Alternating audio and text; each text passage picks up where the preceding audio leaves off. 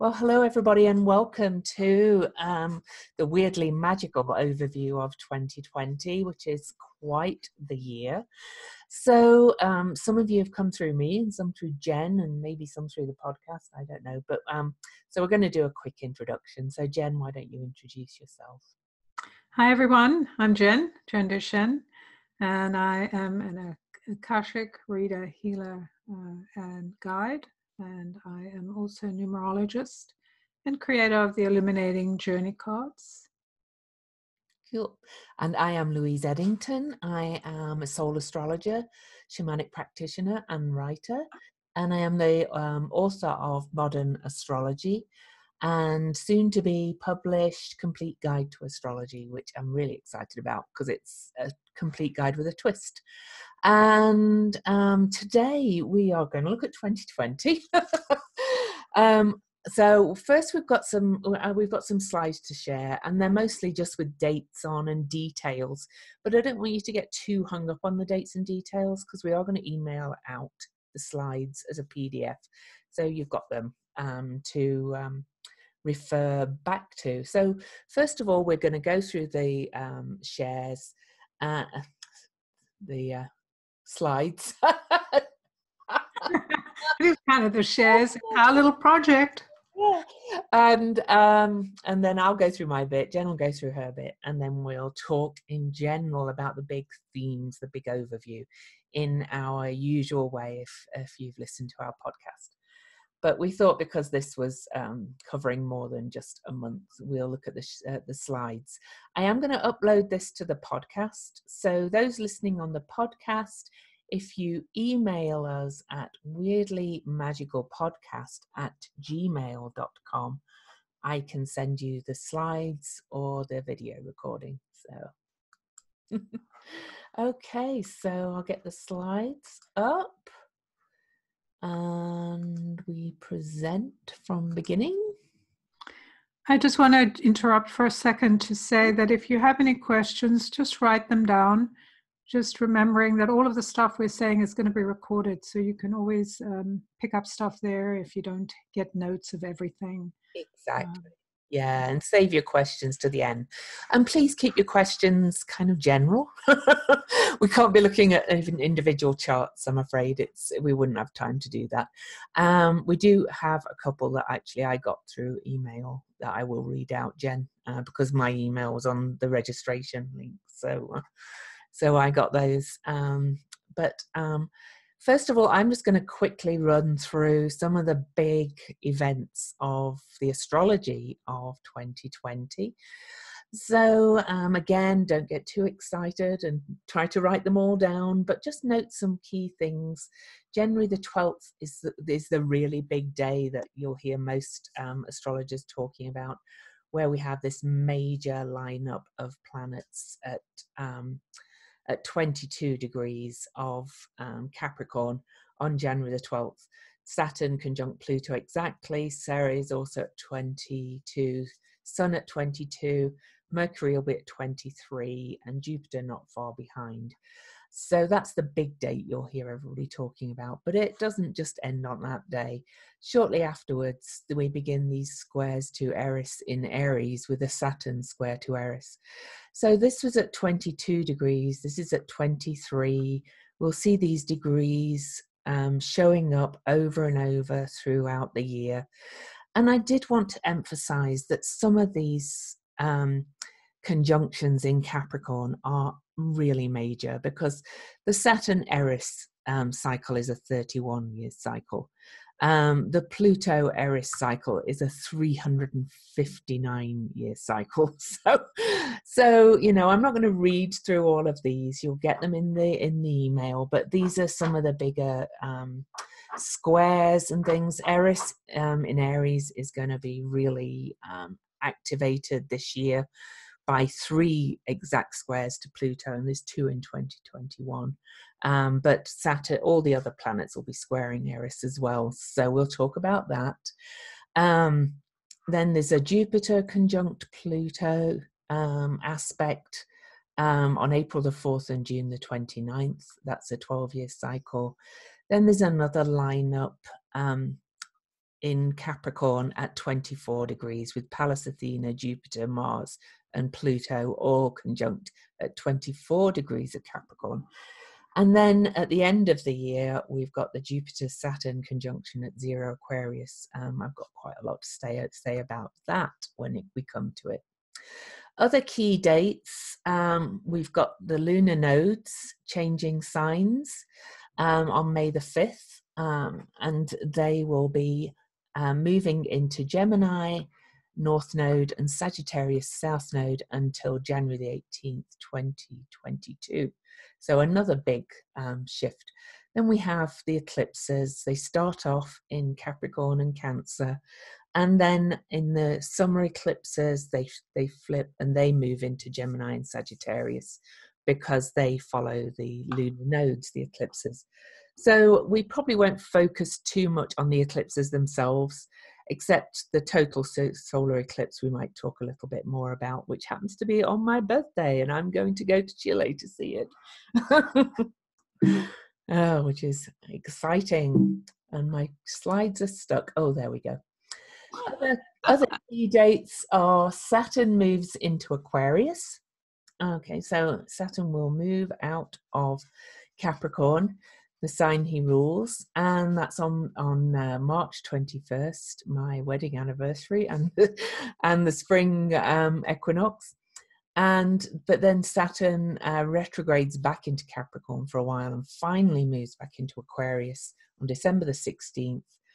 Jupiter follows into Aquarius, and then on the winter solstice, we have Jupiter conjunct Saturn, which is called the Great Conjunction, and that's at 0 Aquarius.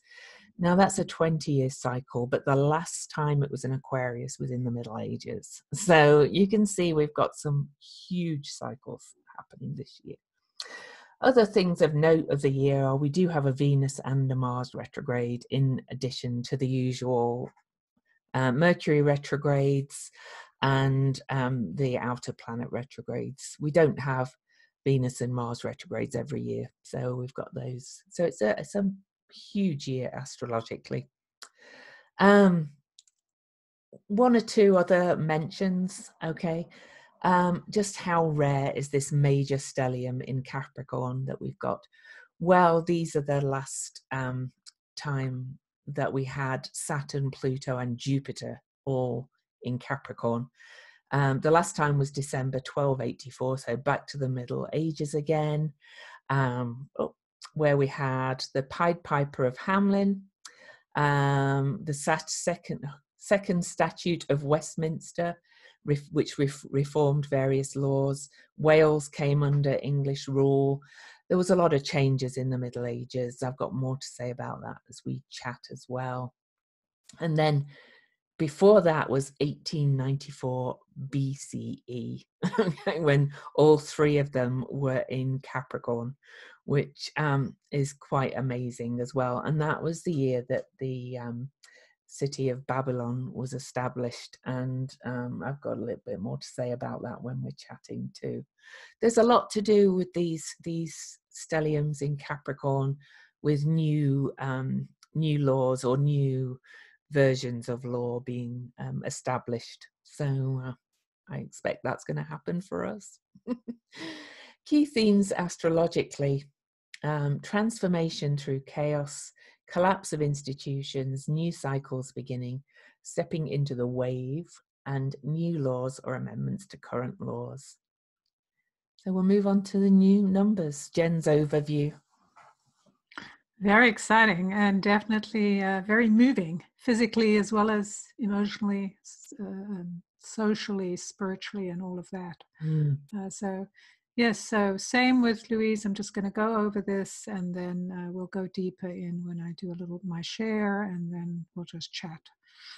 So key numerology for 2020. It's we say 2020 vision. So that's understanding that we have clearer vision when we're looking at it through that lens. This is a new decade. We're ending the teens. We're moving into the 20s.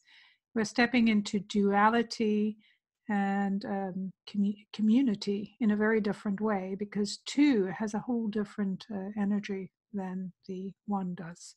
And 2 is about duality. It's about seeing the polar opposites, or the bipoles or bipolar. It's not just that idea that people have bipolar, whatever, effects, but the bipoles that we're looking at and how we live our lives. Mm. So 2020, we add all the numbers together to get the universal number. And so we're looking at 3 individual numbers. 20, the calendar year number is 20. And we have a repetitive number as well, which is a big deal.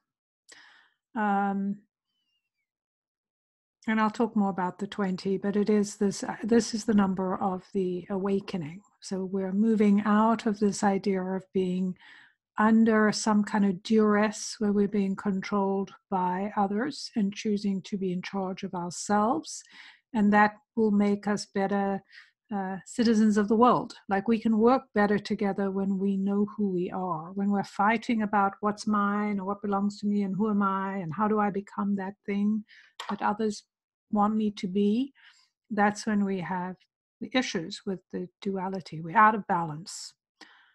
Universal year number is a 4, and of course we get that because when we add 2 plus 0 plus 2 plus 0, we have 4. So this is a very unusual lineup, as you can no doubt tell, because this doesn't happen often. And then we reduce the root number of the 20, because we reduce all numbers to root numbers, so we get both essences when we're looking at universal numbers, and that's the 2. 2 and 4 are both the manifesting numbers, so it's about making things real on Earth. You can go to the next slide. All right, so I'll talk a little bit more about the numbers when I'm talking, to give you more idea of what that means. So the 3 key letters and words for 2020. So we're looking at the divine and earthly planes right now, because we're looking at a bipolar world.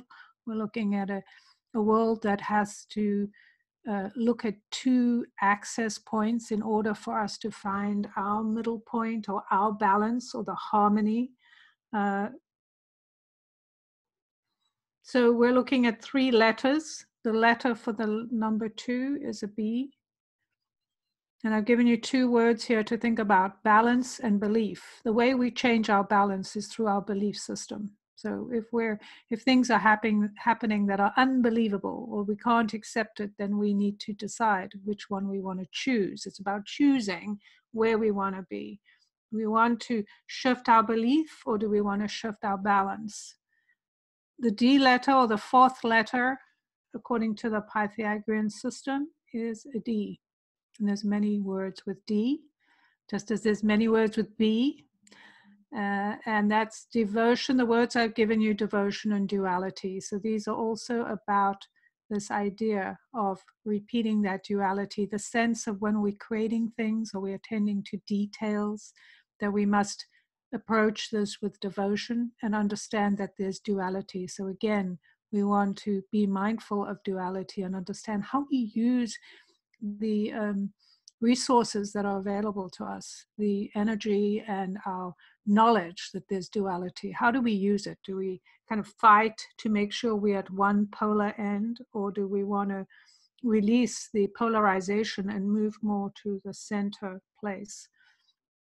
The 3rd letter that we have is the 20 letter, and that's a T, and that is about travel. We know that the poles, what are they? The moon, forgotten the word. The nodes. The nodes, that's right. I was going to say poles, but they are poles, right? So the nodes are moving into Sagittarius and Gemini. So you can see how these things are kind of linking that type of thing. Travel doesn't have to be physical travel, although it might. We definitely need to travel away from old ideas.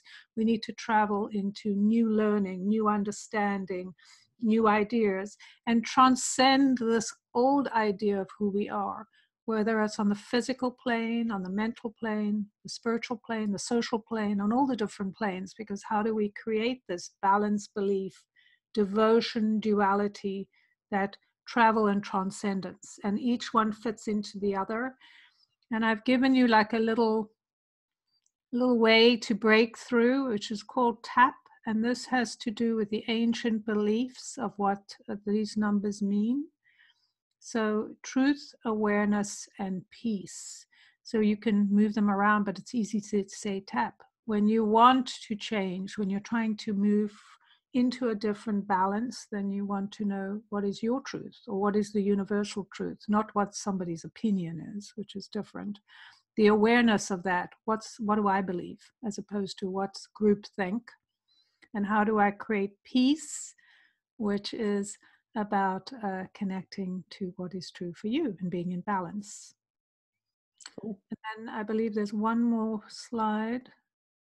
Oh, so I've given you this to just give you an idea of what happens every month as the universal months of every month, just so you can understand.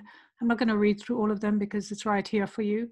But January is a 5 month, which is about change. 5 is open on both sides.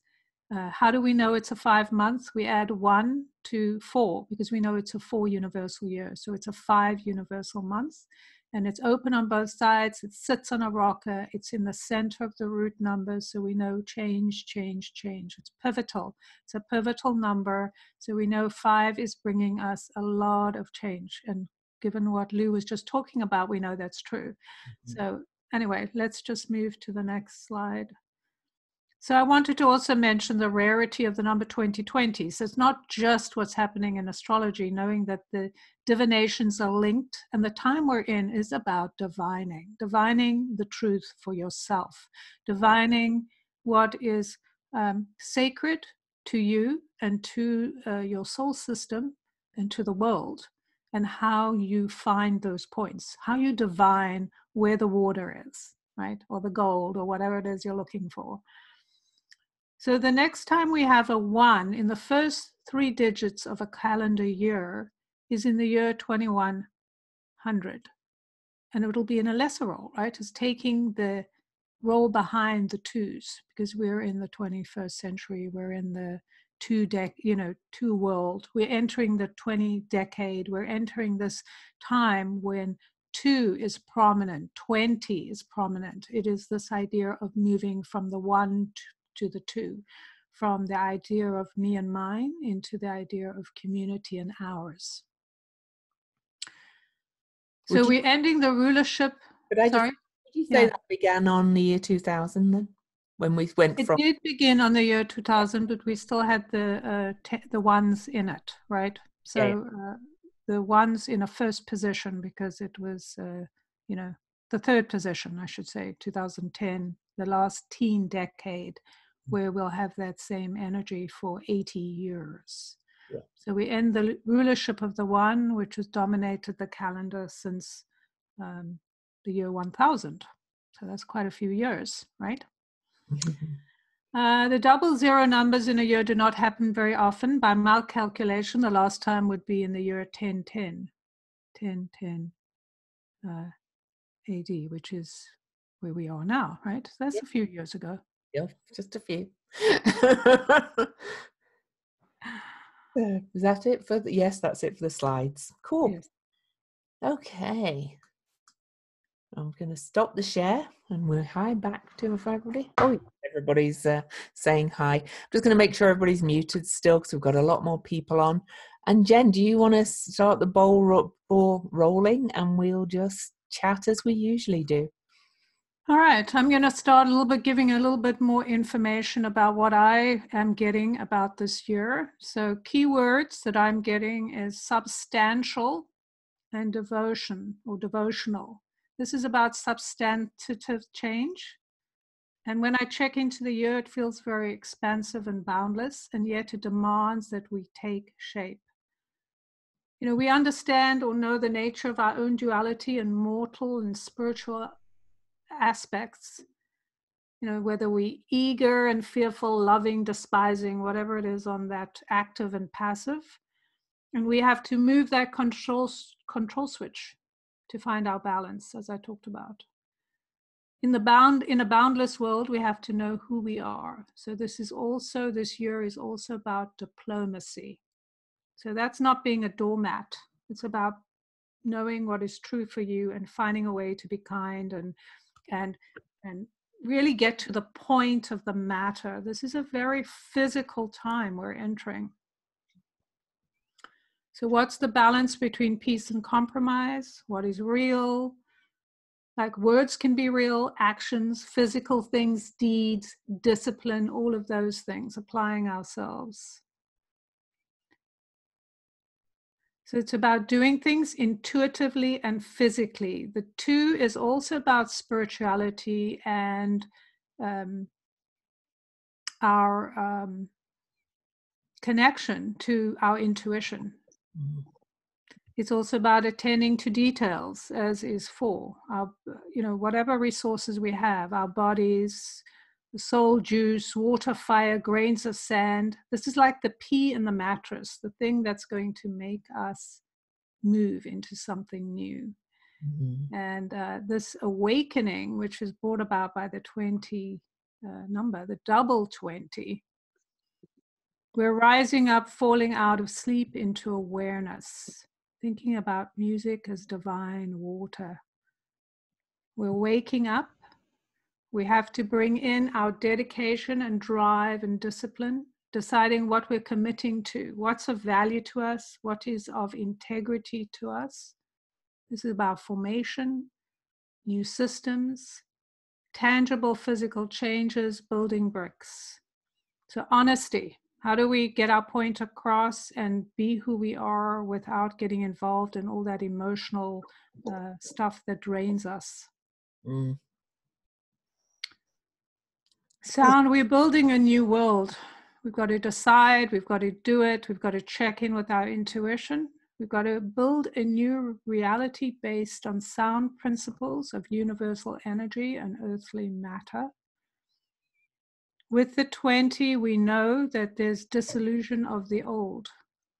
So in a boundless world, the boundaries don't exist. So we have to create new ones, or we're going to go back to the old ones. Cool. So to do that effectively, we must know ourselves, trust our intuition, pay attention to the details.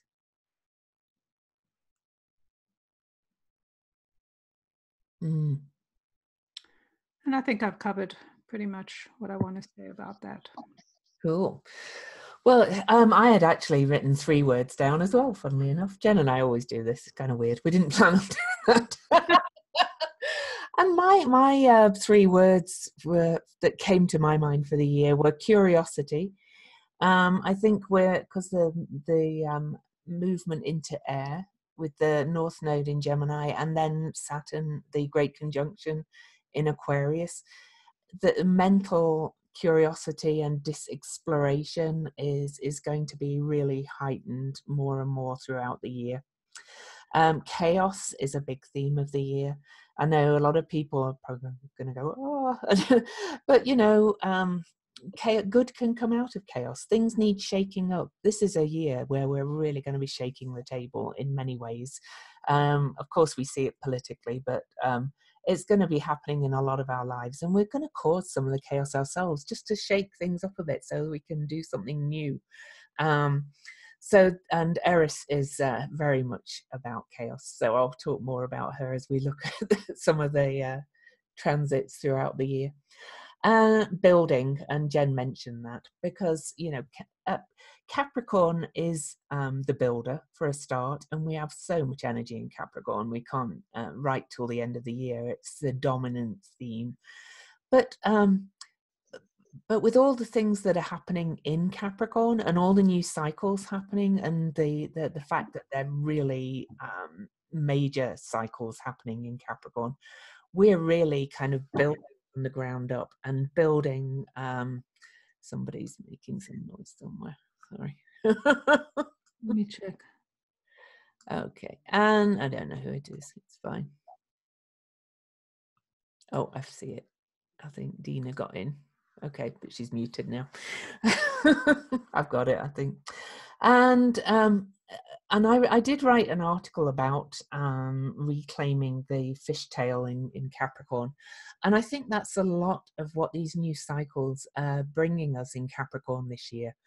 Um, and the squares to Eris afterwards as well. It's kind of shaking everything up so that we can rebuild how we see the sign of Capricorn, how we see authority, how we see hierarchy, how we see elderhood, all the things that Capricorn really represents, so that we can hopefully move into really the higher qualities of Capricorn. Because really, you know, Capricorn, in the new book I'm publishing, I talk a lot about how I think we humans create a lot of what we've done, you know, and I talk about the Bible saying in the beginning was the Word. And we've shaped our universe by what we say about it. Now it's you know, astrology is the study of what's happened as planets do things, but it's also our interpretation of it and our description of it that has shaped how we see things. And despite Capricorn being a feminine sign, or a yin sign, or a night energy sign, as it's an earth sign, it's been described by the patriarchy as all things cold, hard, bones. It's everything feels very not soft. And I think all these new cycles in Capricorn are softening Capricorn.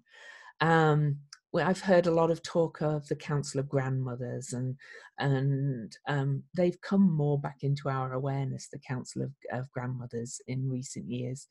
It's that kind of energy. It's nothing to do with men and women. It is just bringing in that more diffuse, softer night energy of an earth sign, and kind of replacing the language that we use around it, I think, is going to make a big difference. One thing that comes to my mind is Saturn's always seen as the Grim Reaper. I think, why not call him the Death Doula, you know, or her the Death Doula, because death is part of life. You know, the Cancer Capricorn is birth and death, the polarity axis.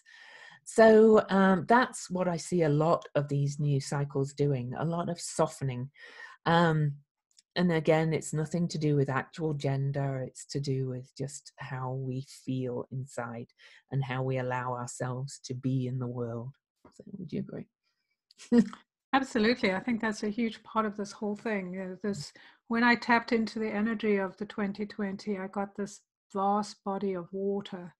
And it feels like exactly what you're talking about, this idea that in the vast body of water, we have everything. Everything exists. The things we like, the things we don't like, the things we've named and haven't named. And so in water, it dissolves everything. And we have the opportunity to rename things, reclassify things, change our minds about how we're operating, thinking, building. It's been a very kind of narrow field we've built to. Just think about the end of a cycle like this huge ending that's, you know, as we see just by the date, that it's a very rare thing. Whenever you reach the pinnacle of something, that's when everything, I mean, for a while has been less than ideal. So we can see the you know, I think for a lot of us, it's about emotion. Our emotions are what keep us stuck, because we have beliefs about how people have treated us. We're telling ourselves it means a certain thing, and that we have no option but to behave in the way we've behaved.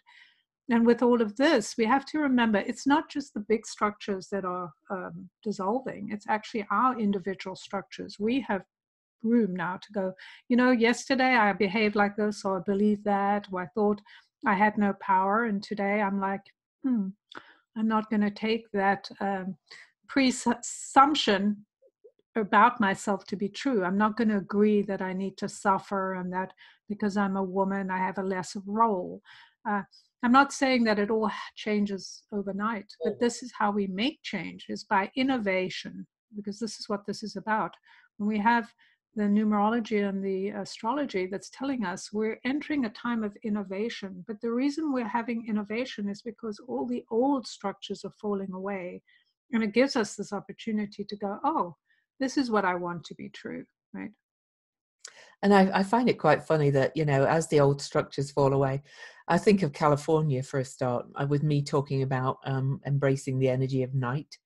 The fact that they're having these extended power cuts, it's quite likely that we're going to have to go back to a period where we get used to the dark more, get used to feeling our way literally around. And what's reflected out there in the world is reflected within us too. It's, and our culture has literally tried to omit anything that's night, if you think about it, really. Right. Or name it as something evil. Or, Like even when you think in terms of feminine energy, there's all these pictures of and stories about these women who have been, are just like these horrendous beasts, like they're so mean, all they want to do is destroy. And, all the stories are about that. It's never about saving, not that they need to save anyone, but it's never about them standing in their power. It's always about them overpowering others. And so we need to make sure that everyone knows they're evil. When we look at the words like Lucifer, for instance, which actually means the word light. light bringer, isn't it? Right. So you can see how everything's been twisted. In actual fact, this year, 2020, and this time we're coming into is an opportunity for us to really look at what, or shine a light on the dark that we have, all the things we've put in the dark and said, oh, put that away. You can't look at it or hide your feelings. When we shine a light on in the dark, that's when we get to see new things. We get to discover what's hidden, like all the treasures that are rising, and we can see that around us with all of these things that are coming to light in terms of new discoveries, things that have been hidden that we didn't even know were there, that are coming to the forefront. And that's true for every one of us individually. We have stuff inside of us that needs to come into the light, so that we can, in a sense, be reborn. We're born or reborn into this new beginning, into this this great birthing of choosing and creating, because at this time we are actually creating a reality. It hasn't been created yet. We have been chosen as the ones who are the creators, and chosen is one of the energies of, or choosing. Like, it's not for somebody else to decide who is chosen. We're moving away from old religions, because those are all very top-down religions. They're all about somebody at the top telling us that we don't have the right to our own intuition. We don't have the right to our own ideas, opinions, or feelings, and that we have to give that right and that power to someone else so they can make decisions for us, because we're too immature and too pathetic to do it for ourselves. I do want to say as well, I talk about the energy of the night coming back in. This benefits the energy of the day just as much. And if you think about the planets, even just from those terms, yeah, you can see how it's been shifting. We thought Mars was all day, all this, and we've discovered Mars has water on it. Um, the planet Venus itself. Venus, has been presented as all soft and sweet and mild, and Venus, the planet itself, is a ball of fire. And so I think the softening works both ways. We're softening the harshness of the day, and then bringing the night back in a little bit. Jason Holly, astrologer, one of my favorites, he talks about the twilight a lot, and we're entering this twilight or even fall. I thought that was another good word I saw about this, where everything's a little bit more, nothing's all one or the other, and even to the point of there's the table of polarities. I don't know if anybody's heard of those, where it was I think it was I can't remember. A few of them did it. Pythagoras, all those older people, older philosophers. Everything was opposites. Table of opposites. Okay, there was black and white. Well, black and white aren't really colours, actually. They have so much more in them. And even in astrology, we've talked about opposites. Well, nothing's separate. And I want to talk more about the wave when we get looking to the end of the year, when we look at this great conjunction, because I think that's worth a bit of a separate look on itself, because that's a pretty major thing to happen as well, especially in Aquarius. But just to my mind, this whole year is about rediscovering, recreating, rebuilding. Gemini is about learning new ways of doing things. It's about listening to the other as well, the Gemini North Node. So when that comes in, we've got that for a couple of years. So I think we're living in astounding times, personally. I think you're going to hear so much fear about all this stuff coming up. But I think we have to remember that even in the most challenging times in history, some people just sailed through nicely. Some people did really well out of it. Sure, there's going to be some challenges, but through chaos and challenge comes growth. So. And you know what's so fascinating about all of this that comes to mind is when we are in challenging times, what happens is our fears, well, first of all, let me just say that fear is a choice, right? I'm not saying that it isn't natural for us to have apprehension about things we don't know and we've never done. That's perfectly normal. But to live in an atmosphere where we're making choices out of fear, better the devil I know, and all of those things we have, like don't put your head outside of the box, don't try to do something different, because then you're going to break the code of silence, our secrecy that we all do everything the right way. And we just need to look at governments and all these things that are happening, all these leaders that are doing things that they're not supposed to, and nothing's happening to them, except for now, right? Now things are beginning to happen because we're entering this period of time where consequence, now this is a really important part of all of this, is the consequence of your actions, the consequence of your choices. And this is a universal action that happens when we make choices, which is what we have, free will. We have free will. Yeah. One of the things I was just thinking about in terms of when we think about the light or black and white, they may not be colors, but the one is absence of color and the other is complete, or all colors, right? All colors are contained actually in both in a different way. Exactly. So it contains everything. But the big picture here is when things start to happen, when a system starts to break down, we don't have the luxury of going into fear and our feelings and being overwhelmed by what shall I do and indecision. We have to make choices, and there is something, and we have to take action. And so we have to check in. We've got a very short amount of time to trust our intuition to make choices. Do I go this way or do I go that? Somebody's chasing me, you know, like we can just look at what's happening in Hong Kong. These people are making a choice where they're showing up every weekend to knowing that their lives are on the line, regardless. So that's the same for all of us when we're in really tough times, that we have to make choices. And there's something very, what's the word? It like brings you to life when you're in that place, when you really are faced with making decisions instantly and living. It kind of brings you into your full embodiment. I'm like, I'm here, I'm in this moment. And that's very much an energy of the times of chaos, is we find the center of the storm, and that center is within us, right? And then we choose which way we're going. And I will say Eris is going to bring a lot of this chaos. The goddess of discord, okay, in Aries. She's been in Aries since 1927. She wasn't discovered till 2005. So these aspects that we're going to experience are the first major aspects that have ever happened since we've known of Eris, basically.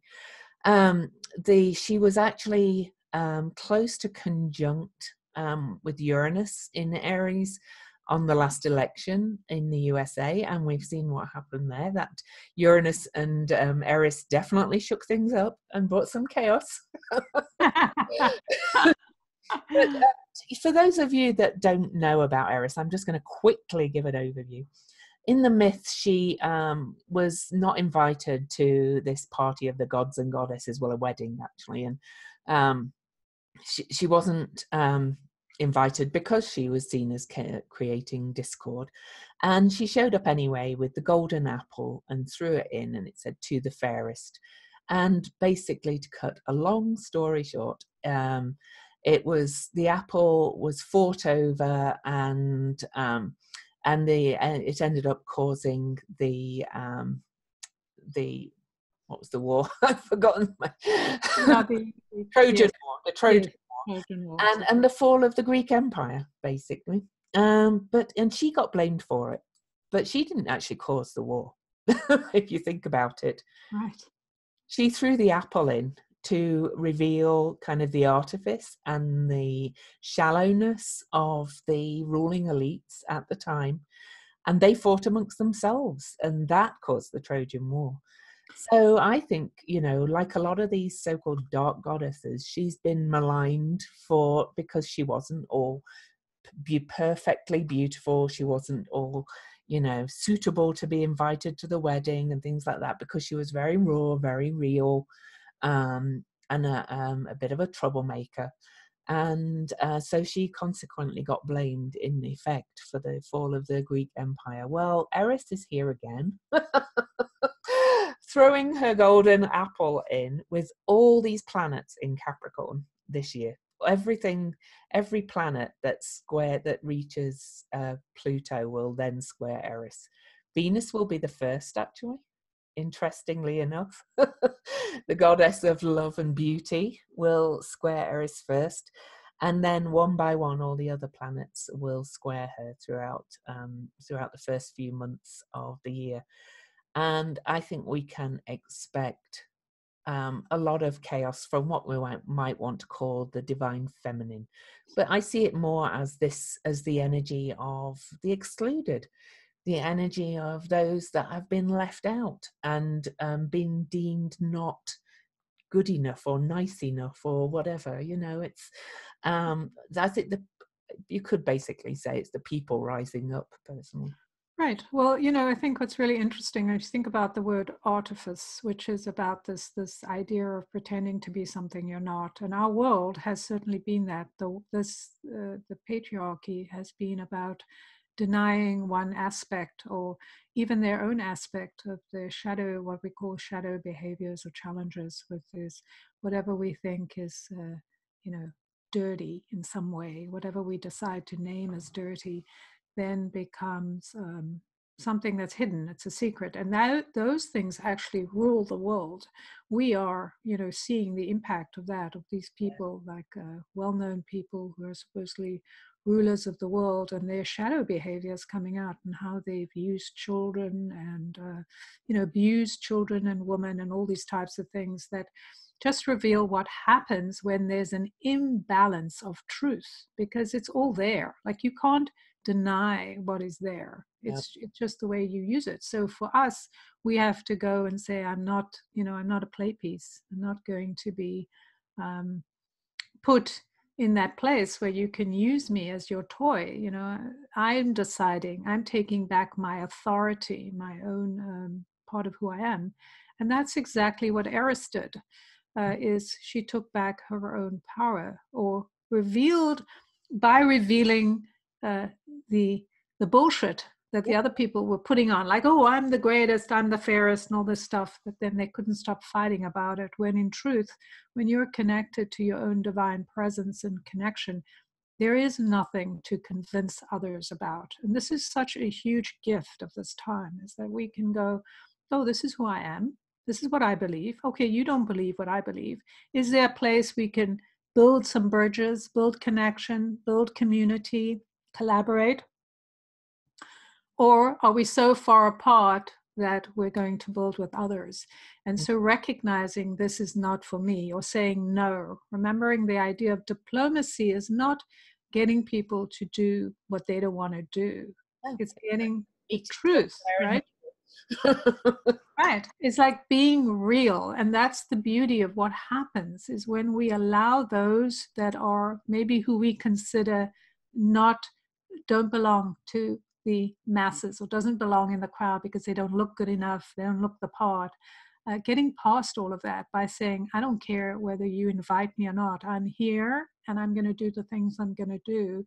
And that's so freeing. This is all about liberation, basically. Our souls liberating in our physical bodies, making choices, physical choices, just like that phrase, we putting our money where our mouth is. This is kind of one of those times that we're going, I don't believe in this crumbling thing that has held me prisoner. I'm going to choose something different, right?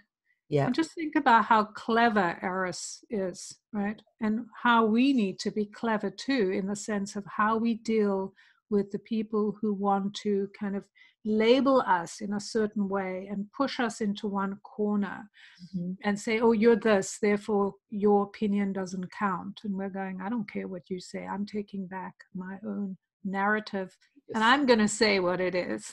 She just stood back after she'd thrown the apple, and it was like, oh, chaos. And I do think that the same is going to happen here, that empires are going to collapse, so to speak.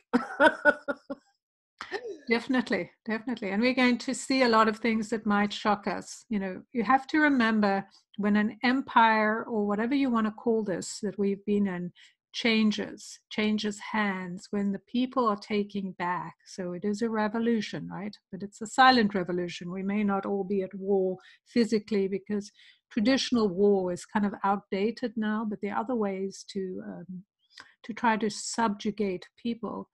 Is that we get to decide how we come to the table. What kind of warriors are we? Are we the warriors that are worried about what our enemy thinks of us?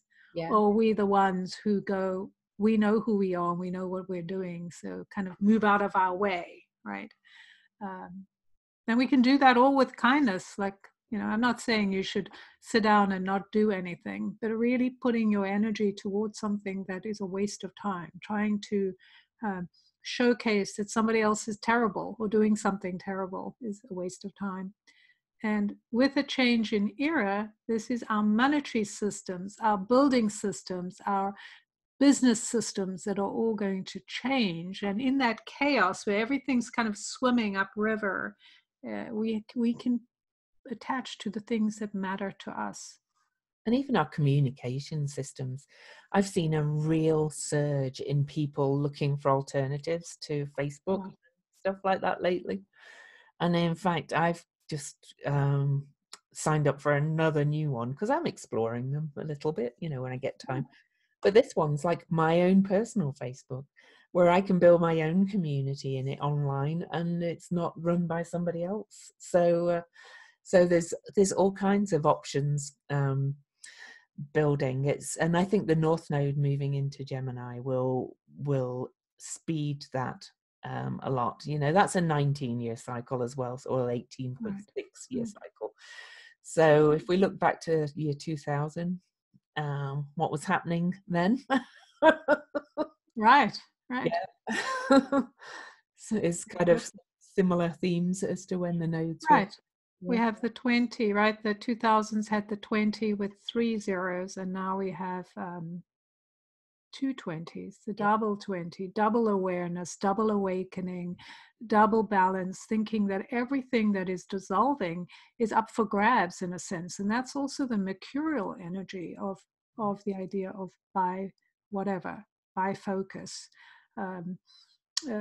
Bipolarization. It's the opportunity to rename and reshape something completely just by rolling that golden apple into the room, right, into the place. And then we've got the Venus retrograde in Gemini as well, and the Venus star point, which is when the Sun and Venus meet in the middle, is at 13 Gemini, right in the middle of the sign, while the nodes are in Gemini and the eclipses move to Gemini. And Venus, as I mentioned, is the first one who's going to square Eris, and also the first one who's going to actually reach in conjunction with Eris later in the year. Right. And Venus is actually associated with debt. So it's a very interesting thing. And all money. Well, money, but more in debt is considered more debt. Well, anyway, the way I look at it, you have a different point of view, and that's fine. But what's really interesting to me about the idea of debt is that this is about integrity. We have to pay our debts, we have to pay our dues. And so whatever needs to be done, right? So we can't escape that. Mm. And what I find interesting is the tarot cards. If you look at the tarot cards for the 2020, for the numbers, the 20 is judgment. And Mm. when judgment, when you think about it from the divine aspect, is about rebalancing things. So it's not like, oh, you did this wrong, you're supposed to be punished, but it kind of is, in a sense, like it's like repositioning everything, just like that golden apple. And the idea of, when you actually look at the traditional one, is all these people rising out of the kind of graves. It's like all of us coming, all of our hidden stuff, or our desires, because it's not just negative things that have been hidden, but our desires, our knowledge, our wisdom, our will to be something, that's all being suppressed and hidden, that is coming out. And like, I've got nothing to lose by expressing my voice. Mm. Cool. So I kind of wanted to look, and we can hop back a little bit, but I did want to talk about the great conjunction of Yeah. Saturn, Jupiter and Saturn on December the 21st. So right at the end of the year, I know. But the Jupiter Saturn conjunction is known as the Great Conjunction. Okay, it's a 20-year cycle. But the last time this happened in Aquarius, and this one is at 0 Aquarius, was back in the Middle Ages again.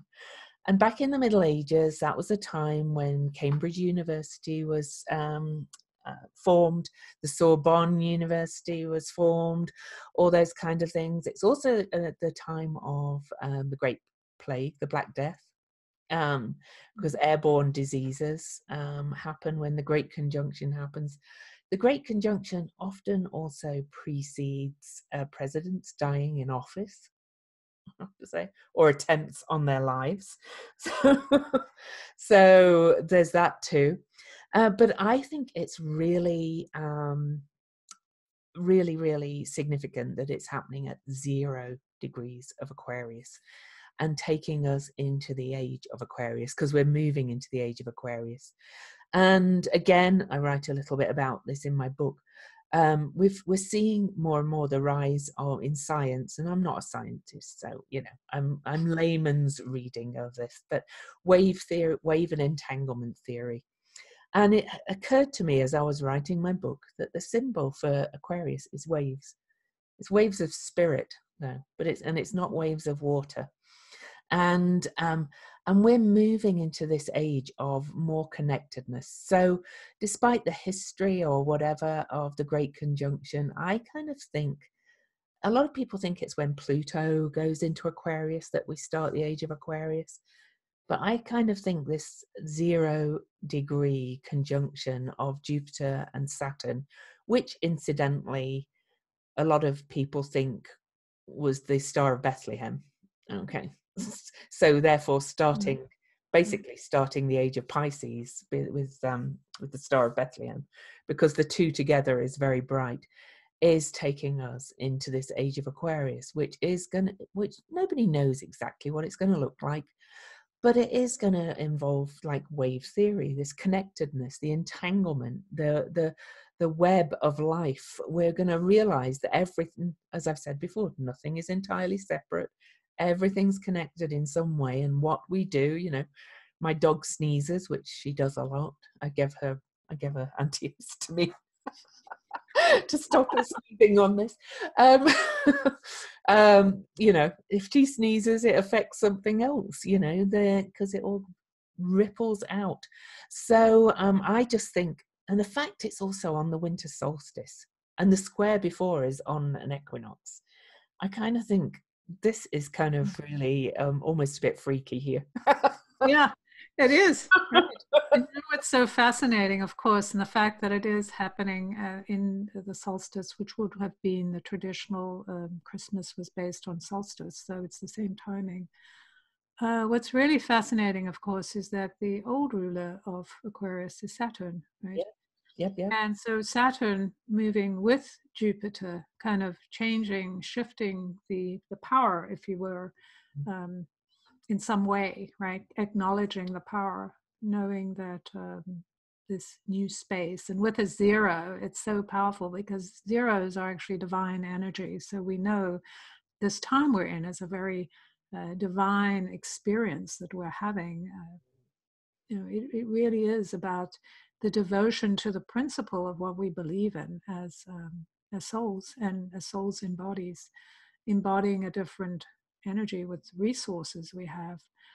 But yes, that definitely sounds like something very real, like in a sense, the opening with Jupiter expanding that energy. Um, and the zero being this holy breath, this idea of this, it's pre-beginning, right? It's not even beginning, it's everything, it's having everything, being in this pool. And looking at that stuff, the leadership, because of course Jupiter is this benevolence of leadership, But and Saturn it was is use. Yeah. right. And Saturn has that similar in some ways of the law, like, That's when you start a new thing, you have to have, and with Jupiter laws and all of that kind of the systems building blocks, which is what this year is all about, right? The building blocks, because we're in such baby times of change. So and Saturn is really man-made law, and Jupiter is natural right, natural laws, really. And Saturn was Jupiter's father, right? And I think so. I think I'm not so. quite sure all that And then mythology. and then Eris was born from Jupiter's head. So Mm. and so it's kind of all like the gods are coming together. Right. And if you remember, we talked a little bit about it in terms of this, I think the full moon that's coming up in Yeah, December, right? Gemini Where full we already have that positioning of Venus between, um, between Saturn and Pluto. Yeah. right. It's kind of like, yeah, they're all getting together, all going right. We messed it up last time when we were fighting over stuff, and now we have more maturity and we're And making different we choices. we as humans now know about these planets or dwarf planets, whatever you want to call them. I don't care. Right. Planetary bodies. Yes, these beings of light, right? Just like, if you think about it, what are our resources? And we think about how we are going to apply the resources we have. The resources we have are our bodies, energy, light, and ethers. The stuff that comes from out of the earth is not water, is light or energy, right? Um, To add in a couple of those other, things. Hmm? sorry, add in a couple of other astrological things that are happening. Pallas Athena will also follow into Capricorn. She's Right.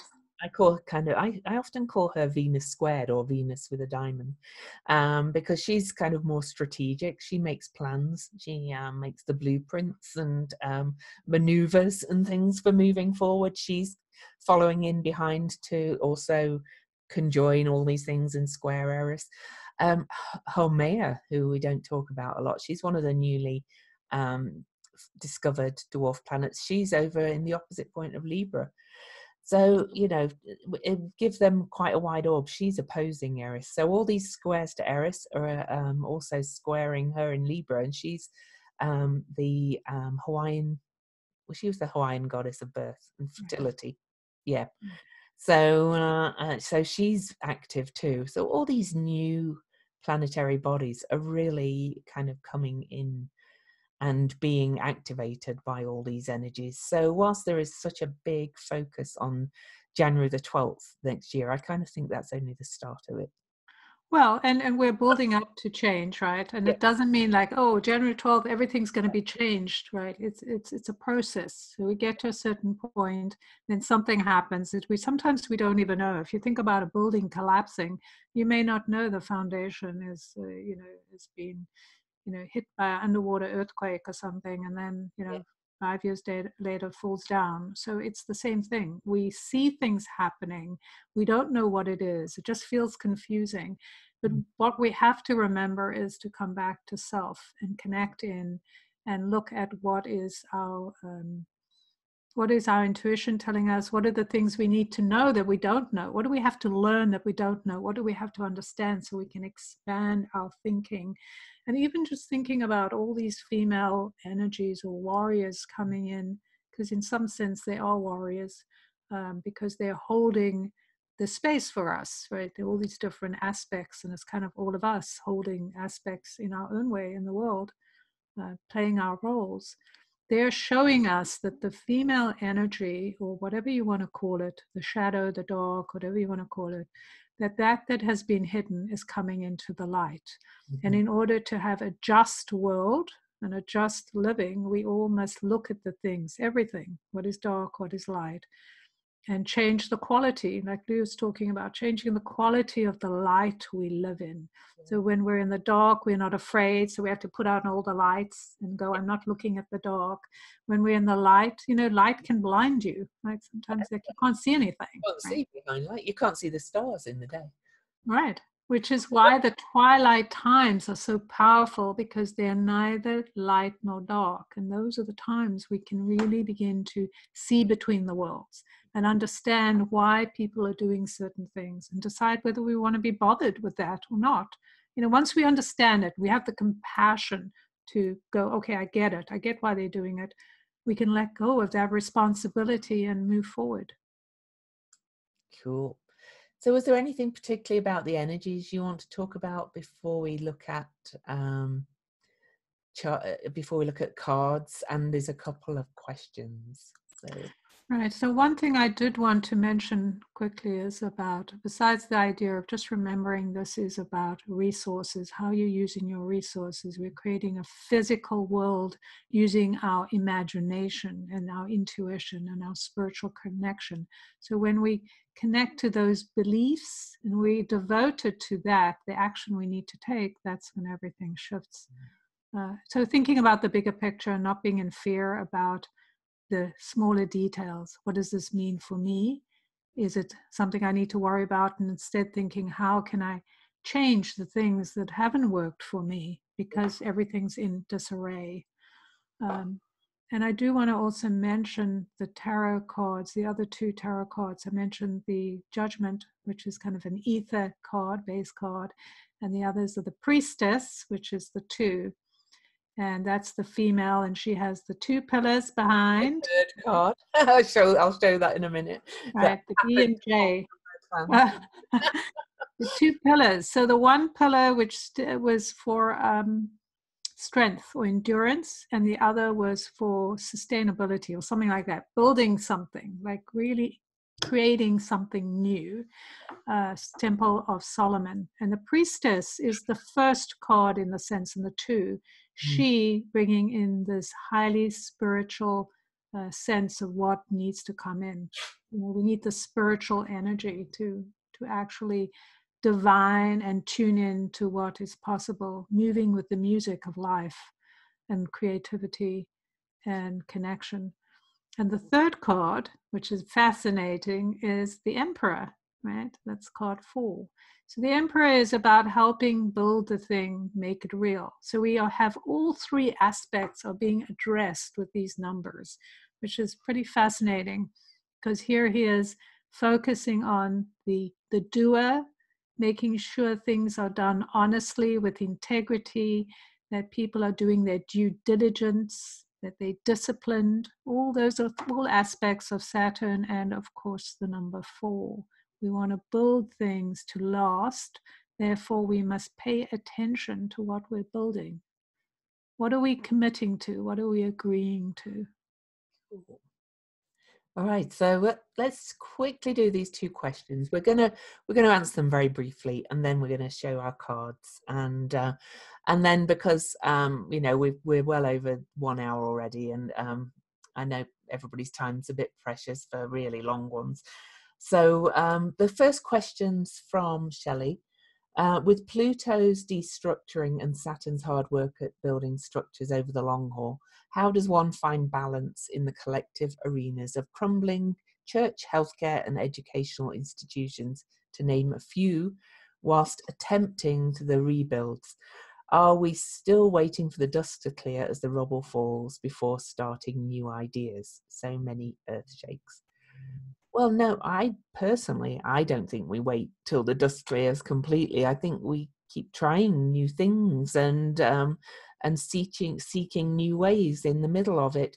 And this, as Jen mentioned, way on, this is kind of when people step up to really, and we realize we can help each other and fight for those that are going to fight for the things that we want and things like that. So I think we just keep going through it.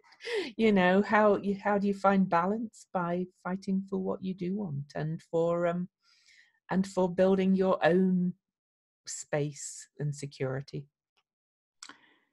Yeah, I think what's so important about finding balance is neutrality. It's neutrality of where we are energizing ourselves. So the energy we get from Mars, our passion, our desire, needs to be, because it's limited, right? And what do we have? We have just our resources, time, energy, etc. So finding that balance, that neutrality, like, I don't care what other people think. I don't care what the old system was. I'm focused on what I'm building. What do you need to gather? What do you need to know? When you're building something on new land, you have to set up plans. You have to check the land to make sure that it's not, that it's viable for building. Is there something extra? So these are all the things you need to be focused on. Take your energy and drive and move it towards what you're creating. And don't be distracted, because remember, it's just distraction, what's going on around you. All the stuff crumbling, it's disappearing. So take the things that are of value and keep moving forward. And also, I kind of have a nudge to say, don't try and game it. I hear people, all the time, looking at what happened last time this happened and things like that. And how can I make sure it doesn't happen again? Well, you can't.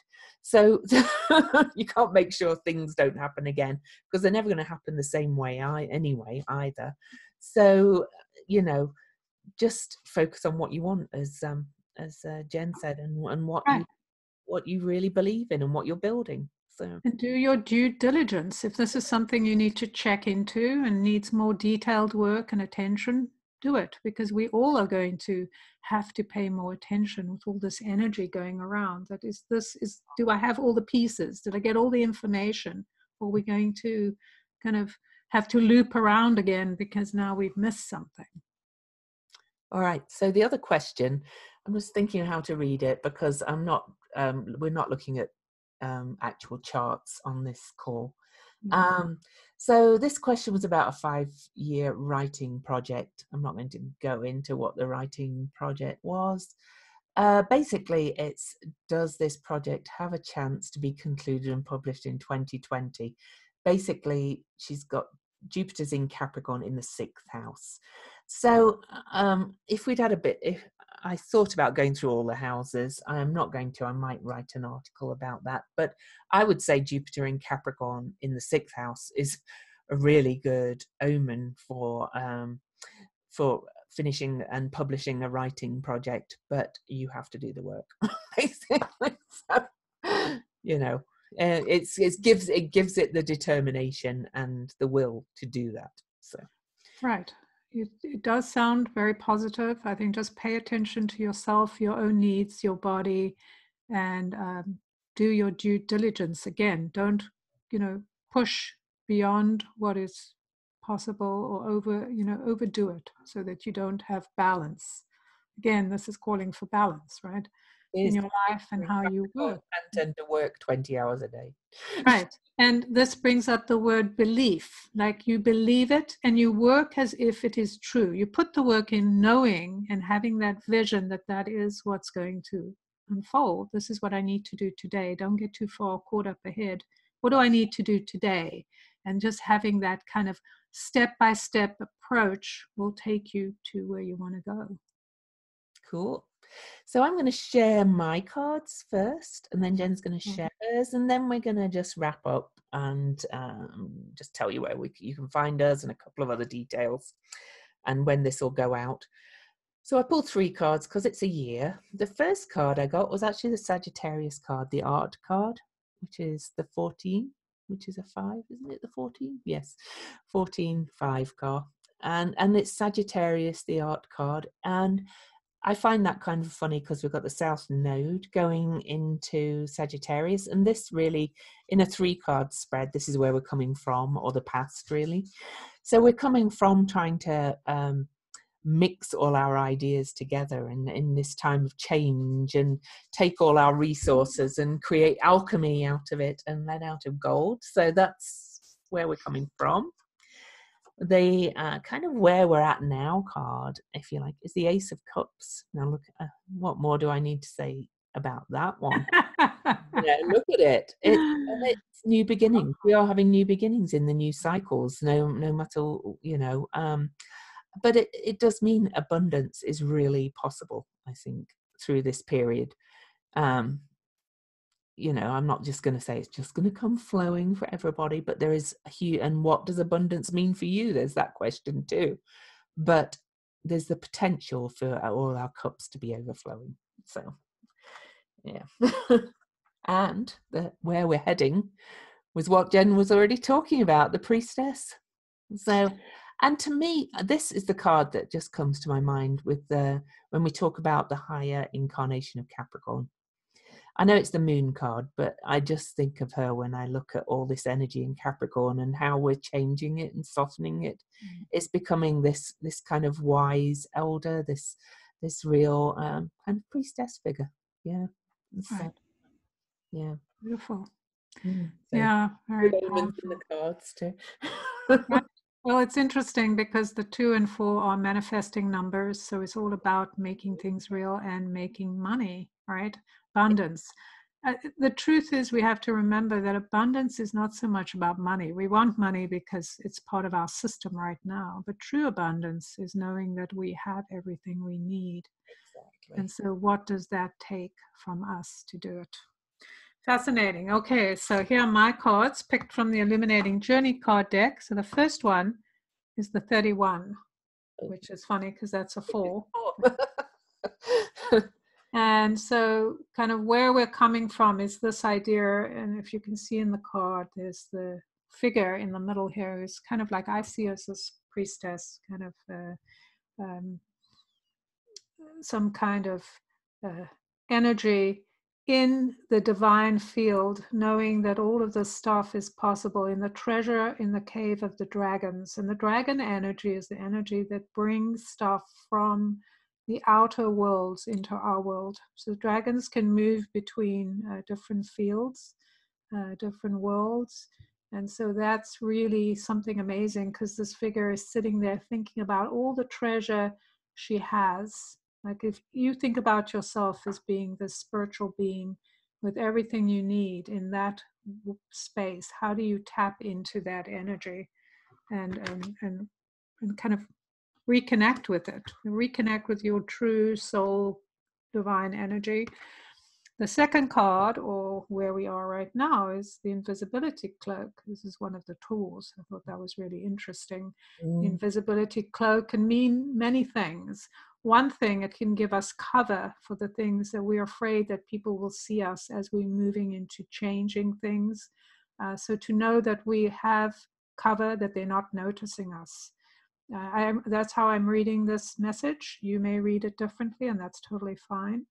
But it's this idea that we have protection or shielding, if you want, from prying eyes, because only those who understand what we're doing will see us. And if we connect to that idea of being invisible to those who may not wish us well, we can go about our business and do what we need to do without worrying about being seen. So it gives us some kind of shielding. And so thinking about that, like when you're birthing something new, kind of this idea of where we are now with this card, you're birthing something new. You're sitting in this pool of everything. And what am I birthing? And when I was looking at the priestess card, that's kind of how I see this is like a birthing, right, of something new coming. Yeah, coming out of her. It's like this, her body is releasing this egg, this apple, whatever it is, the pomegranate, the seeds of prosperity, of true prosperity, and the bigger picture that we all will live in this energy, or we all can live in there. And so the invisibility cloak kind of hides our dream from others while it's still kind of growing, while it's in the womb. So it's kind of our womb, our safe place. And then the third card, in terms of, I found this funny too, this is the 20. So here we have the 4 and the 20 came up. Wow, that's Pretty wild, right? funny. And I got the 2. Right. I know. Isn't that amazing? Yeah. And so this card, I don't know if you can see, but there's the figure again, kind of solemnly looking, kind of observing. I don't know if it's solemn, but she's like in an egg, or he could be a he's in an egg, and looking at this dolphin flying up with the crown. It's this energy. There's an angel in the background. It truly is a place of peace. And I've talked about this energy of being coming to awareness and peace with who we are. And so this card makes me think about that. We're looking at the landscape. This is where we're going. Everything is there. It's like we can take the crown of the dolphin and claim it, like the awakening of who we are. That's what's coming if we follow the process of being connected to ourselves, recognizing we have the cloak of invisibility, and then coming into peace. Kate's asking about your deck. I'm actually going to booklet up. Wow. It is Jen's deck, Kate. It's the Illuminating Journey cards. I've got the booklet right now, so I thought I'd hold that up, and you can find them on Jen's website. So, and I've got them obviously because I've got them. So just a couple of housekeeping, and then we're going to open it up for questions if anybody wants to type a question or unmute themselves and ask a question. But Jen and I, we've done this, call for free. We've both got special reading offers, and I'm going to send the links out with the recording. We're both charging 108 because that's a magical number, and mine is a recorded 2020 astrology reading and sent to you as an MP3. We're not setting an appointment up because it's a busy time of year, and also you will get a card drawn for you on the reading too. Jen, what's yours? Mine is a live reading. It's a reading around the numbers and for your year, what's coming up, as well as an Akashic aspect and maybe a clearing around whatever it is you need to clear for the coming year. I think it's 55 minutes, and I also pull you a card on that, and it's also 108. So cool. And I'll send out the links, as I said, with the recording in an email to you all. We also have a Patreon now that is just $3 a month if you'd like to support the Weirdly Magical podcast. We do have patrons now, which is fantastic. And once we reach a certain level of patronage, we're going to do patron-only content from the two of us. And I think that's all the housekeeping, really, isn't it? Yeah. All this will go out. So does anybody have any questions? Type them in the box or unmute yourself. I'm going to keep an eye on the unmuting and speak or not. Every people are going because I think they don't have. Right. And thank you for those who are thanking us. Thank you for coming and your lovely compliments. And if you want to write us a review on Kate said she sent me an email. Hang on a second. Where did you send it to, Kate? There, which email? Because here it is. She's emailed the question. Okay, hang on a second. Regarding the 12/21 Jupiter-Saturn conjunction, as this is a time when many of us are attending holiday gatherings, for this day, should we be engaged in a holiday party? I wouldn't worry about it for a party. No, it's kind of bigger than that. It's I wouldn't really. Right. I actually think it's an opportunity for you to really get into the light, the energy of light and devotion. This is an opportunity to practice because there's two realities. It's the reality of what we think our family is and who they are, and all the people around us, and it's the reality of something different. Like, as an example, You mean a family party? Sorry, I was asking if you meant a family party or I always think of the family. Sorry, yeah, you were right. I always think of before Christmas ones as like parties. Oh, right. But it really doesn't matter if it's friends, family, people we're used to. We've got a certain belief around how we think they view us or who we are. And so this is an opportunity to just think, all these people love me. Just imagine if you go into a space and think, isn't it amazing? All these people love me. And everything they say to you, just think, wow, they love me. They love me. They're saying this because they love me. Or however you want to look at it. Or I'm just going to have a great time. you can still tell people how you feel. Like, this is where we make the mistake. We think, oh, I can't tell somebody how I feel because it's going to hurt their feelings. Don't worry about hurting their feelings. Mhm. Because the key here is to be kind, but they're in charge of their own feelings. Treat them like adults, and you can say, that's not appropriate for you to talk to me like that, and let's change the subject, or whatever it is you want to say that moves you away from getting back to those old patterns. I think this is such an amazing time to be touched by divine energy and to bring that through your body and your being into the world. I mean, that's what we're here to do, is bring the light into the world. And the only way we can do that is to live the light and believe in it.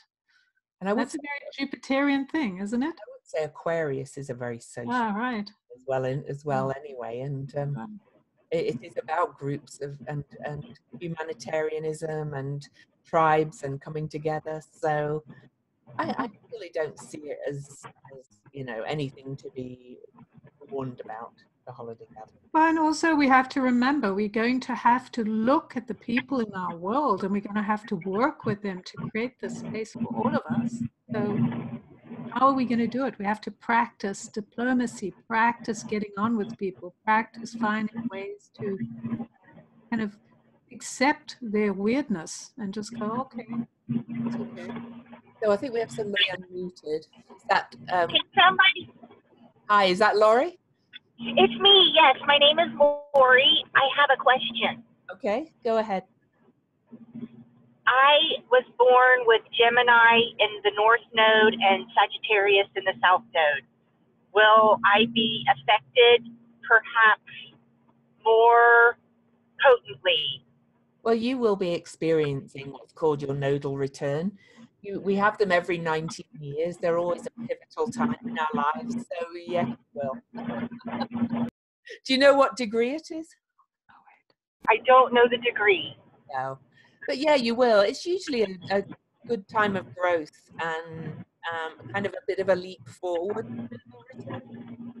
So, okay. if you think of every 19 years in your life and kind of look at the themes that were happening, then get an idea or book one of the readings.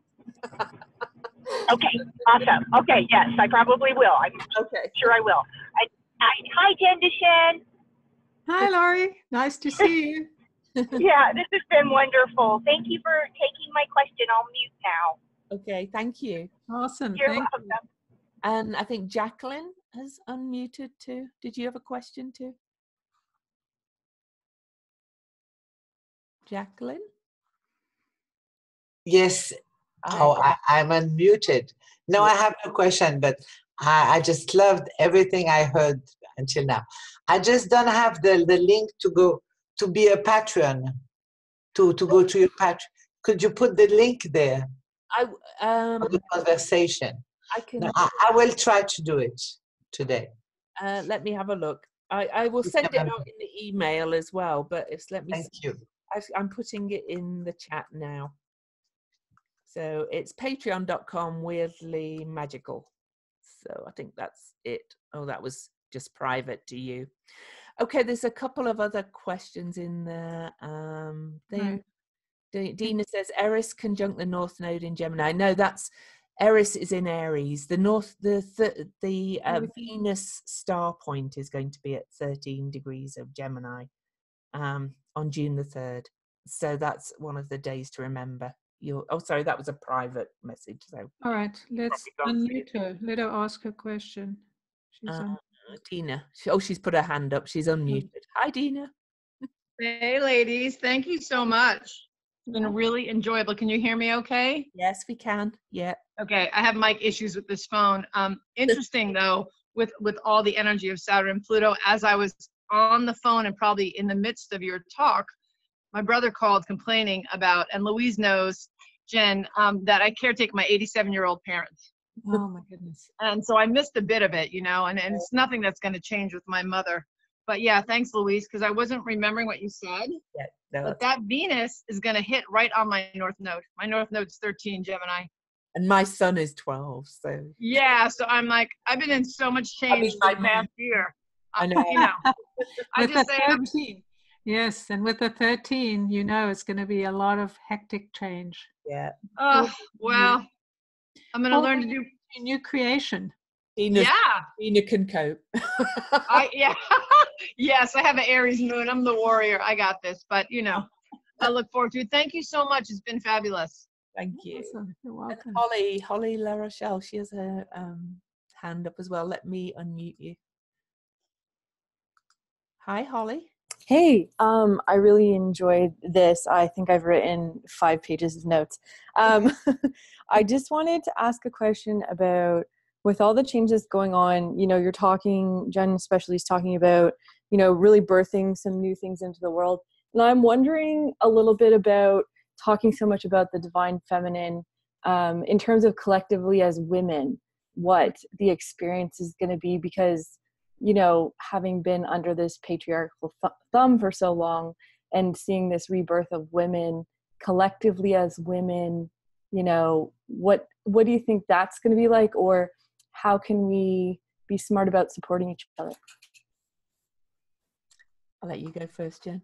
All right. So one of the key things, that's a great question, because we have to remember that a lot of the so-called divine feminine stuff has been built under the patriarchy, and so runs kind of parallel to the patriarchy. Even though they're saying like, oh, we don't allow men, or we don't do this, they're not actually following divine principles.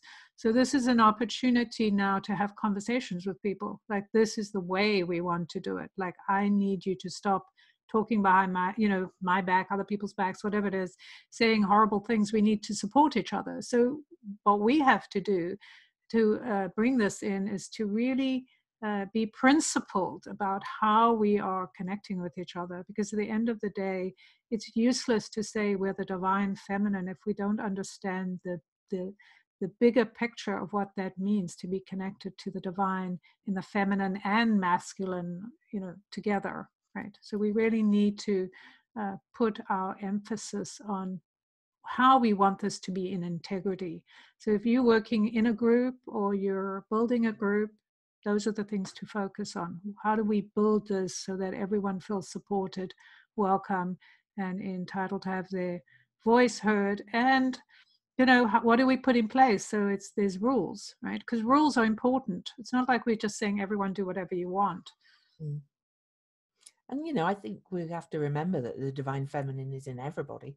It's like, oh, and part of what I hope happens moving into the age of Aquarius, and with this great conjunction being at Aquarius, is that we remember, I talked about the wave and everything being connected, and about moving into the more twilight realm. And that means for me removing this polarity of this is what it means to be male, this is what it means to be female as well, because everybody has something of it in them, you know. It's like, and so yeah, to what Jen said, it's a coming together. So I don't know if I've answered your question particularly. It's to me, I can no longer just, and I've been a feminist all my life, don't get me wrong. I have a problem with feminism now, because I just think we're moving into something completely different. Yeah, I do want to add to that what Lou was saying as well. There's something we have to remember, that as women, we also have to open the door for different behavior for men. Like, if we have a set idea about how men are behaving, then we're not going to be able to open and be in that watery space I talked about. Like, it doesn't mean you can't have groups just for women, or, you know, people who call themselves female, but that it's how we behave to others, and the behavior we're allowing others to have around us. That's, to me, is what will denote the balance of the polarity of the sexes. And we have to remember, you know, we've never moved into the astrological age of Aquarius before. To talk more about the astrological ages, they're about every 2,600 years. Okay, so we've been under the age of Pisces, the age of the fish, which is roughly tied into Christianity, or the birth of Christ, supposedly, whichever, if you believe it or not. And the sign itself of Aquarius is a very androgynous sign. That doesn't mean we're all going to become androgynous, but it does mean about seeing our uniqueness without defining it for others. It's kind of like letting people be what they are, kind of thing, and seeing them for what they are. So that's the potential of it, I hope, anyway. Right. And then the shadow of that is authoritarianism, which is Oh, the theme of all Saturn, the number 4, all of this stuff. And that's why we need to speak up and allow people, or, you know, just not let those who are trying to control us be in charge of us. Oh, basically. for sure. But I was only thinking in terms of the gender thing. So Oh, right. But I totally, but I think it's the same thing. Like when we in our relationships with each other, this is all about relationships, the 20s, the 2s, how we relate to each other. It's regardless of whether it's your boss, your boyfriend, your child. We have to have certain rules about how we treat each other, and we have to be in integrity and open about it. So that's whether it's in divine feminine aspect or any other aspect. So did we answer your question? You can type in or unmute yourself. You totally like, I think that's the thing about questions, right? We go, sometimes it takes us on tangents that we don't expect, but yes, I got value from your answer. Is that fair? That's fair. Yes. Value is good. So Winter says, I have Venus in Scorpio's 2nd house, and this perspective is an encouraging shift for you. Good to hear. That's fabulous. Yeah. And she said she was illuminated recently by a lecture given by either Ram Dass or Alan Watts, but he gave another avenue for reaching balance, which was fully encompassing both extremes which exist in the duality of the whole. Yeah. And I think that's kind of what we're saying really as well. Right. Yeah. We are. Yeah. We're saying it in a different way, but we're saying bringing it together, you know. Yeah. Right. So sorry, did I talk over you? No. I just wanted to address that a little bit more in terms of saying that we have to understand that the duality, we are a duality within ourselves, and our world is a duality. But the only way we can function in the world is to find our own balance, or what harmonizes us, and we get to choose where that is. So we can, and we have to learn how to do it. It's just, that doesn't just come into us. We actually have to practice and do it. Practice speaking out. And I was just listening to some of the stuff with the Congress, and one person was basically saying something about the people that were giving information and the scholars that were giving information. And the woman responded first by saying, "I reject your statement." Right. And this is it. And she didn't say it with like, "Oh, I reject your statement." It was very calm and very like, "This is who I am. I know who I am. The thing you said is not true, and let me continue." So this is what we're learning. We're learning how to be in neutral space with our opinions and feelings. Yeah. And I know I've felt it in myself, the shift. So hopefully you have in yours too. And let me have a look. I don't think we've got any more comments. Winter has her hand up. So did you want to speak, Winter? I'm going to unmute you, and if you want to ask. Yeah. Do you mind? No, I just wanted to say that yeah, I totally get that. I always thought in my mind, I always thought of like finding the middle way, you know, as being kind of like shirking away from like fully embracing the extremes. Do you know what I mean? Like kind of like finding the center of it all, rather than like just like grasping the whole of everything like exuberantly and like completely. Do you know what I mean? I think that's how it's been approached previously. Yeah.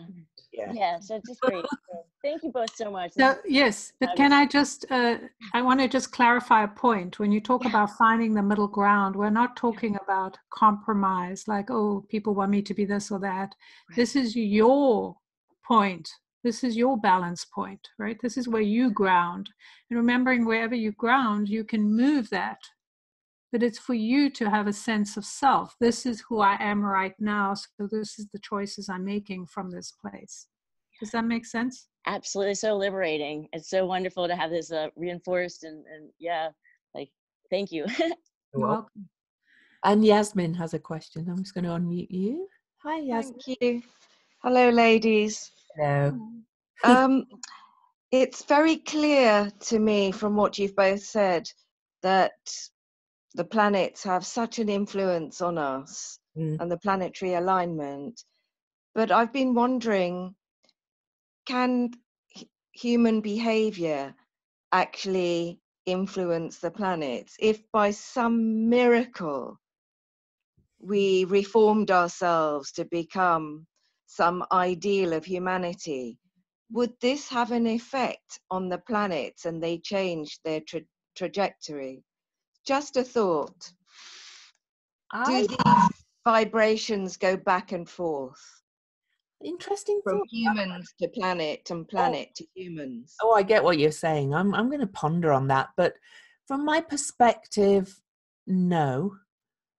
But we're reaching for the highest energy of what the planetary energies are offering us.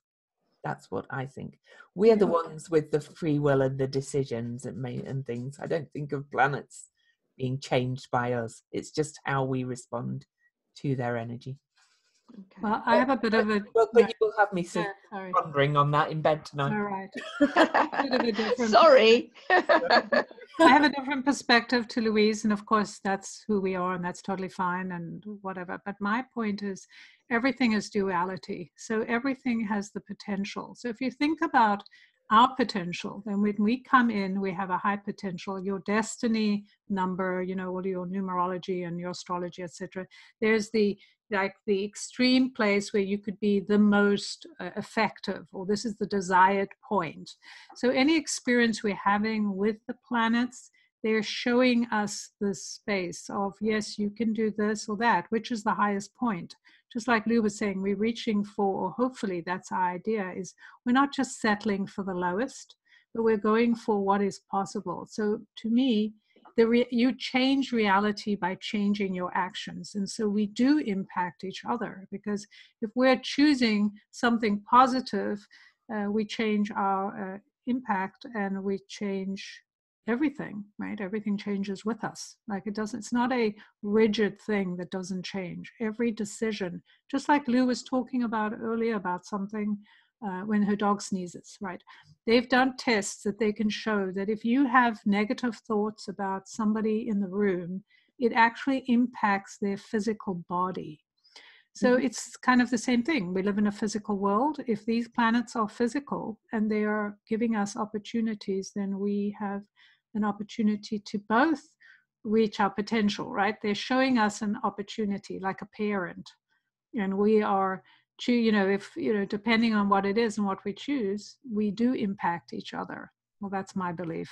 I don't know, I could be wrong, but that's what I believe. Yes, absolutely. And that's what makes it so exciting, because the time we're in right now, it has not been created. We are literally creating the time we're entering. And so I think we're saying the same thing. I just don't know if we change the energy of the planets. We're just seeing the better of it.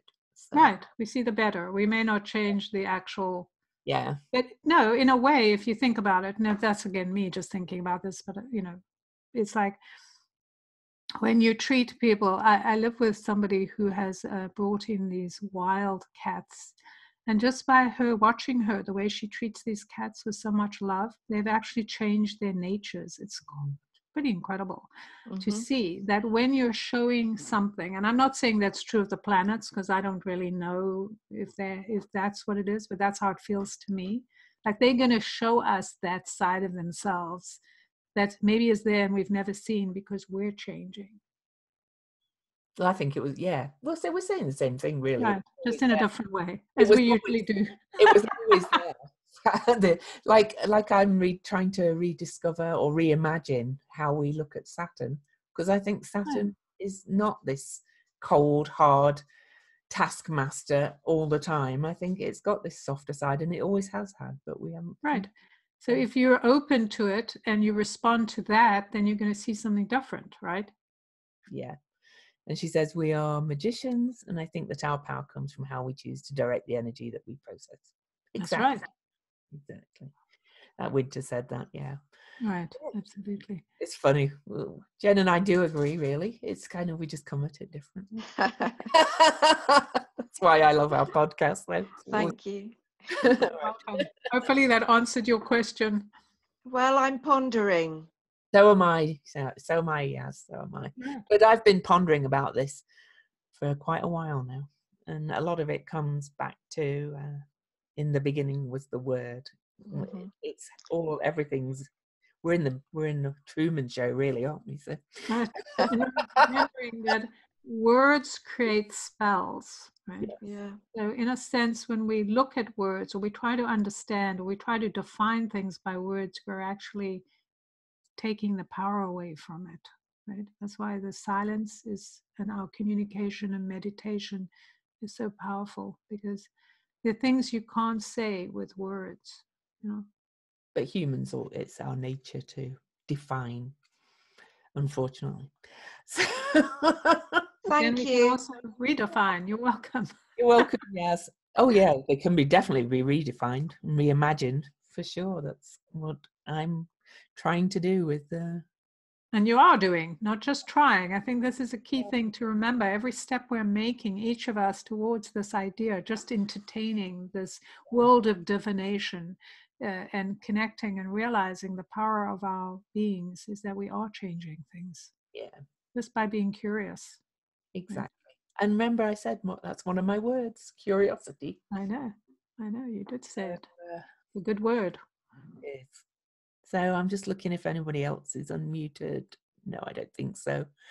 And we're nearly at 2 hours, so we'll probably wrap it up. So thank you all for coming. We really appreciate it.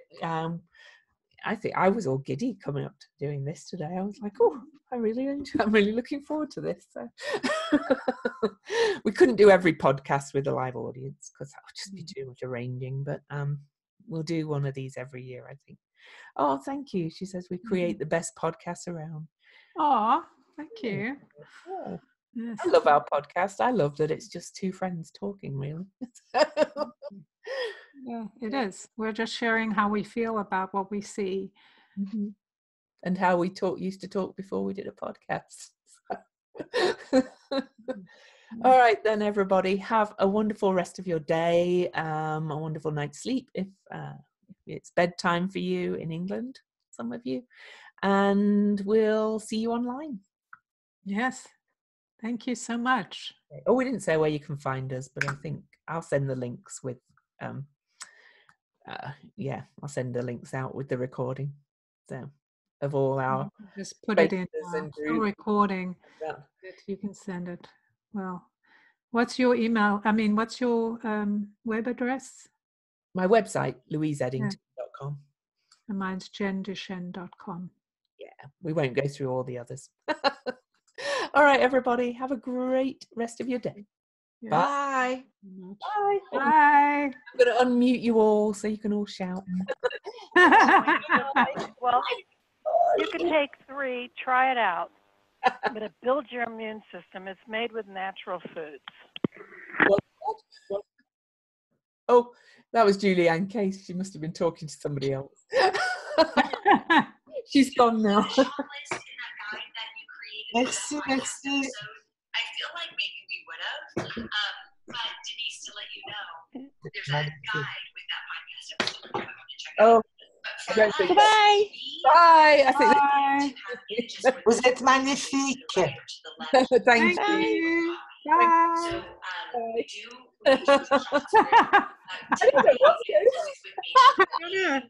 Oh, Julianne, it wasn't. I'm gonna chuck everybody out now. No, everybody's going, so I'm gonna remove you all, and Jen and I will just stay and have a Are look. you still on the recording? You want to stop? Okay, yeah, let me do that. Okay. Bye-bye. Bye.